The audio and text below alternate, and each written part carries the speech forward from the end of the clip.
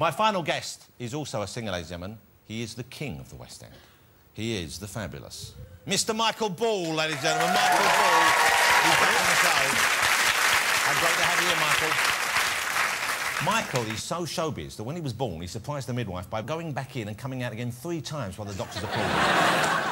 That's how showbiz is. How showbiz is he? When the fridge light comes on, he sings Moon River. That's how showbiz he is.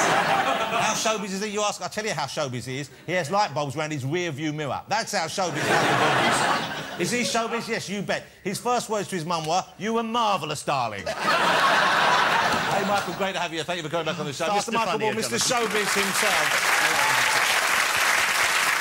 That was like a trip down memory lane, though, wasn't it? Michael, we have here, I don't know how familiar with Michael Ball. He's like the English Ray Charles, really, but he... You met Ray, though, didn't you? Yeah. You sang with Ray Charles, didn't I sang with him, yeah. He came on my TV show. Wow. Just the most incredible talent. Everyone was frightened to death when he came in.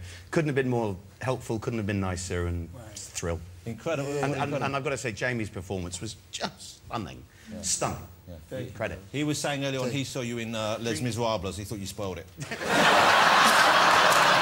I hope you don't mind me telling him that, because I know that was before the show. But, and, you know, if you are at all squeamish, this clip might upset you, so I'm going to warn you now. You might want to pay yourself a look away. This is another clip. Have a look at this. This is terrifying.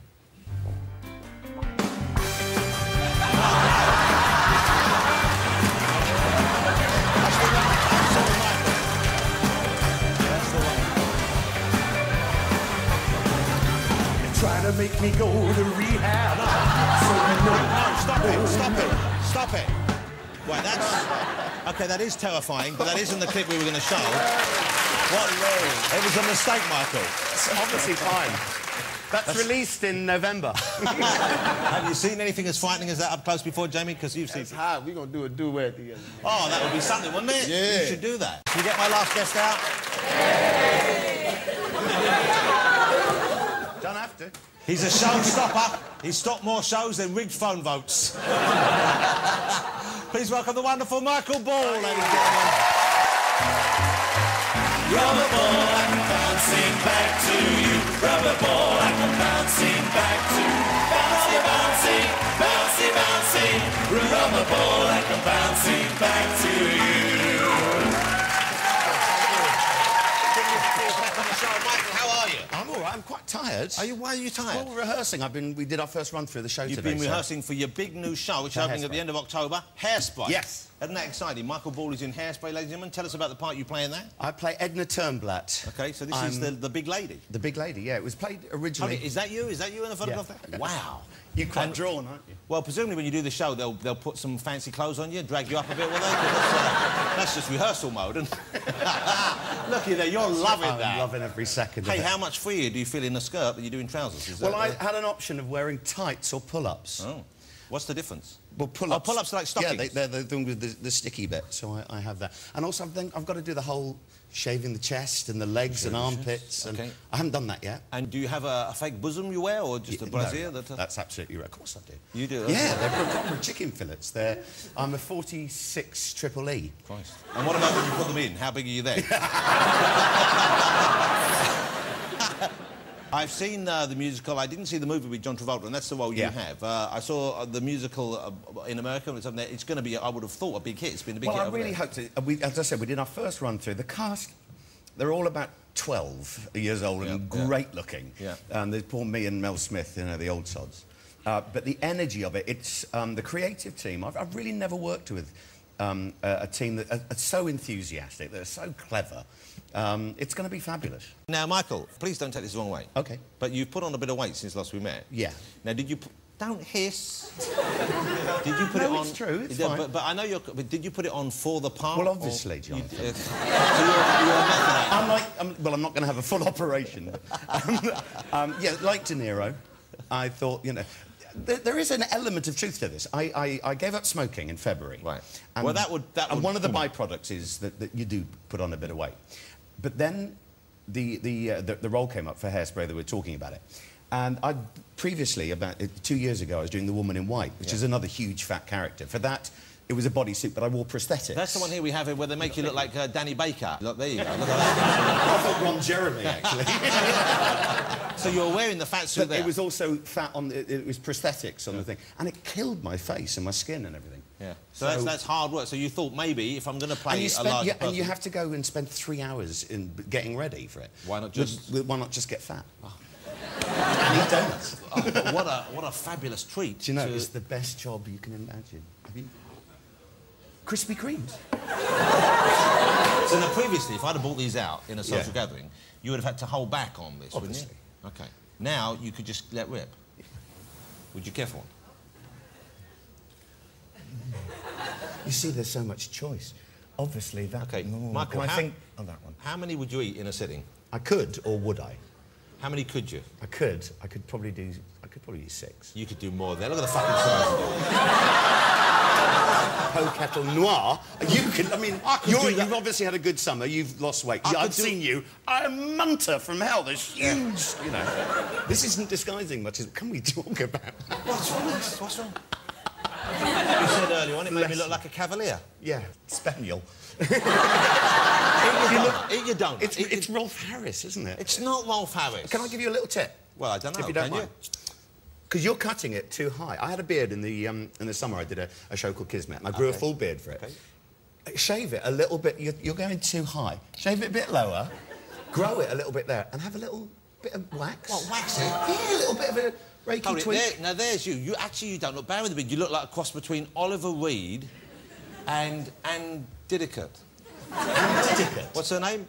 You see, Anne Widdecombe. You blew it. Oh, I'm so sorry, Jonathan. And Didicott. And what's that you're measuring there? Is that what you want for Christmas, or what is that? I don't know. It's to scale. That's how many donuts you want afterwards. I mean, have a little bite. OK, but you look... It's kind of suits you. You look quite nice. Oh, Jesus Christ. He's a laugh backstage. Please, God, take it away. It's looking into my very soul. You think I should twiddle it? OK. Because it's really... It's quite you like it? OK, let's talk... And you're a little bit off-centre. Oh, fuck off. How long are you in it for, then? Because you signed up, this is a big deal. Because you mentioned Kismet, and that was just the summer. That wasn't a long one. That was a completely different thing. That was with the ENO, the English National Opera. OK, so this is the first time you've worked with the English National Opera? Yes, it is. And did you see that as a step up in terms of working for such an august institution? Well, I'd never worked with an opera company in this country. I'd worked with the New York City Opera and had a really good time. It was a whole different way of working. I was asked if I wanted to join this company. Yeah. This is a year ago. They said it's the English National Opera, so it'll be a huge, lavish extravaganza. A big set and everything. Yeah, this is what they said. Also, the problem with Kismet is in this day and age. I mean, it's set in Baghdad. Right. And there is, I mean, there is a song that goes, Baghdad, don't underestimate Baghdad. Which I don't think any of us would underestimate. We have a different attitude towards the eastern part of the world now, yeah. But so it's one of those projects that had great potential. Award-winning director, award-winning choreographer, designer, the ENO chorus. And Michael Ball. Let's not underestimate your impact. Oh, lovely. And it was just like Springtime for Hitler. And it means Carry On Camel. It was shocking. So it didn't work? No. Well, on a level it did. If you like going... Did you just see that? For example, because it was in Baghdad and everyone's kind of nervous about this, they said, well, we've got to make everyone aware that we know that there's a problem in Baghdad. So you had someone come on with a rucksack, maybe, and everyone... Exactly. Something like that. Make it modern, make it contemporary. Exactly. Rucksack, is he wearing a rucksack? Oh, my Christ, fuck that, let's get out of that. Do you know how scary that is? That's almost exactly what happened. In the dress rehearsal, you got all this lovely overture going on. It was absolutely beautiful. Like orchestra giving it some of that beautiful music. And then at the end of it, you hear boom, explosions, bombs, gunfire. On comes Alfie Boe. Do you know Alfie Boe?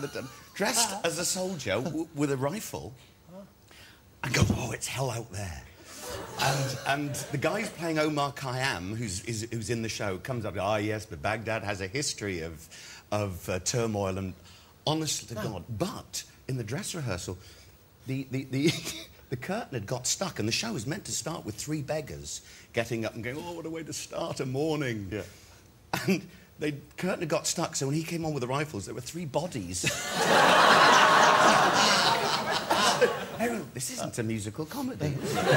This is cutting edge. It was shocking. Oh, no. Shocking. And so how long were you committed to it? How long into the run did you realise this was a bit of a turkey? And how long About did half an hour. All right, OK. You have a huge fan base all over the world, Michael, don't you? I'm really lucky. I was amazed when I went to New York, and I don't mean it's a funny way, I know you performed over there, but I went into a musical store there, and I saw a lot of your albums for sale there, DVDs that you performing live there as well. I mean, it was a you know, clearly you're a force to be reckoned with in musical theatre over there. And that's unusual. There aren't that many people from the UK who've made it big in America like that. Yeah, I think part of that is to do with the fact that I left musical theatre for a while and made a name for myself by doing concerts, by doing records. Yeah. I did Aspects of Love on Broadway, came back, and I didn't do a show then for 7 years. It was all TV, radio, albums, concerts. Which gives you... Because at that time, it was the Cameron Mackintosh, Andrew Lloyd Webber machine, you know, those huge big musical shows that don't make stars. Tempest of the Opera, Phantom of Love, all those all things. Of those, yeah. There you are with him on your back there. Look at that. You're a young boy there. I bet you thought it was like having a ghost behind you, wasn't it? It's a bit spooky, you know? What's your favourite musical to play in? Of all the ones you've done? Yeah. Or all the ones you've I'm not just saying that. I think this will be it. Really has to be, genuinely? Absolutely. The songs are brilliant. It's so... It's funny, it's sharp, it's funny, subversive. and it's kind of hip as well. It's it's unusual that a musical piece of music theatre can be hip. It deals with issues that are really, you know, it deals with racism, with sexism, with sizeism. But in a really funny, clever, sharp way. In this sort of candy confectionery, so you can take kids along to it. I went to see the show. It opened just over 5 years ago on Broadway. I saw the first cast. And I remember sitting there, and I do a show for the BBC called Ball Over Broadway. I go out and look at all the new Broadway musicals. Ball Over Broadway? That's misleading, isn't it? Well, no. Sounds like it might be an adult programme of some sort, doesn't it? Ball Over Broadway. OK, so you looking at... So me going, seeing all the new shows that are leading up to the Tonys. That must be... What a lovely job It's a fantastic job, but you do see some dross. Of course you do. But I went to see Hairspray, and I knew the movie, the John Waters film. And I thought, well, it could make an interesting musical. Yeah. Went and saw it, had two thoughts. One, this is one of the best nights I've ever had in a theatre. Yeah. I just came out buzzing. And the second, I would love to play that role, but they wouldn't dream of giving it to me in Britain. And that was 5 years ago. Well, that's because you... And why do you think they wouldn't have given it to you back then? I had a different image then, I think. I hadn't done any character roles. Yeah. It was all... It was your chitties or your aspects. You were sort of squeaky clean and a little bit, and people didn't know maybe you had a sense of humour either, I think, as much. Maybe, and they hadn't seen me do... It was by accident going into Woman in White that people sort of thought, oh, you can do something. Hey, Michael, look at you there. First of all, when they showed me that picture, I thought it was Rick Astley, but that's you. It's about that time. That time, look at you then. That was Eurovision Song Contest. Where was Eurovision the year you did it? Malmö in Sweden. Malmö, and how was it? Because they take it quite seriously, don't they, in Europe? I mean, we see it as a bit of a joke. Do you know, it's a weird thing, because it had never occurred to... I hadn't put my head forward enough to think, right, you've done the gig, you've done the song, what happens now? Yeah. And, you know, you have that awful bit where everyone's backstage, and they're coming, you know, to see your reaction when you get nil point. Terrific. And you're waiting to see you being judged, and it had never happened before. Yeah. So I'm hiding behind the backing singers with the tequila. And... thinking, oh, what am I doing here? And then the votes started coming in, and we were doing really well, and it was neck and neck between me and Ireland. So, and who won that year? Was it Ireland? Linda Martin. It was that because it was in Ireland. It was because the next year they did Riverdance. Oh, that's so we got them to blame. Yeah, it's your fault. And we lost by 1 point because Cyprus gave us nothing and gave them 12. And have you withheld your affection from the Cypriots ever since then? Absolutely. Would you go to Cyprus on holiday? Absolutely. If I said here's a cheeky little Cyprian wine... I advise the viewers not to. Yeah. OK, listen, Michael, what do you like doing best? You like singing? You like singing live? Is that what you like doing? Or you like recording the albums? I like doing, but I love the fact that you spend time recording an album. We just done the music of Burt Bacharach. OK, well now this is a new album, and you couldn't choose better songs, could you? Burt Bacharach. I've recorded a few before, but I decided to do a whole album. Man, this has got some great songs on it. Christ, I hope you don't murder them. This has got some great... Are these good versions? Do you know what? You put some work in? Do you know what? I hope you put some work in. There's a guy called Chris Morden in LA who did the arrangements, a young guy who is... I don't know, instinctively brilliant with a big... It's a big orchestra. He's the arranger, big winds, big wind section. Oh, brass section. And it's stunning. The look of love. Don't spoil it, I'm singing it. Please carry on. Go on. OK. Now, here, this is a great song, which I used to think was cheesy when I was growing up, but, man, it's a great song. Arthur's theme, the best thing you can do. Could you give us a little bit of that? Would you mind? Sure. OK. Oh, I've really got embarrassed then. OK. Why did you get embarrassed? Do the hook. When you get caught between the moon and New York City, I know it's crazy. Yes, it's crazy. But it's true. How true is it, Michael? It's very true. If you get caught between the moon and New York City, It's in the sky, baby. best that you can do. The very best you can do. The best that you can do. Hey, Jamie, you want to join in? Sing with us here? Shocking behaviour. Michael, I love spending time in your company. I think Oh, you're just... what a delightful man he is, you know, because, let's face it, when you look at him, you think he might be beaten down by life, but no, he's Still going to get one of those in your face.